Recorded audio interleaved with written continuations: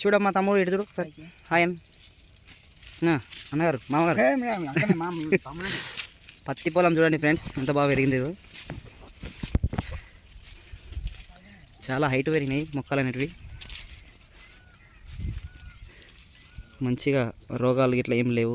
చేను కూడా బాగా నీట్గా ఉంది.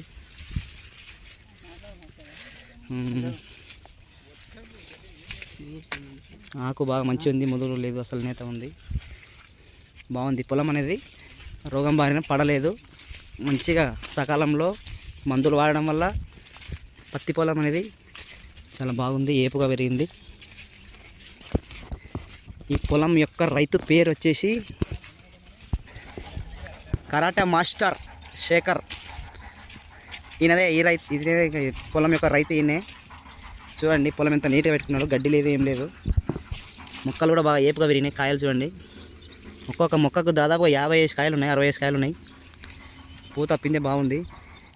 సకాలంలో మందులు వాడుతున్నాడు కాబట్టి పొలం కూడా నీట్గా ఉంది.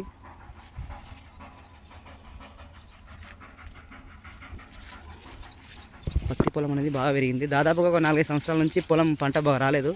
ఈ సంవత్సరం చాలా బాగా వచ్చింది.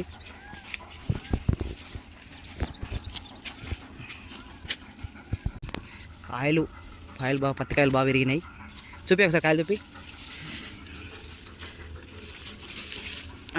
కాయలు చూడు, కాయలు బాగా మించిన కాయలు. ఏమి ఇత్తనాలు పెట్టినావు బాబు నువ్వు?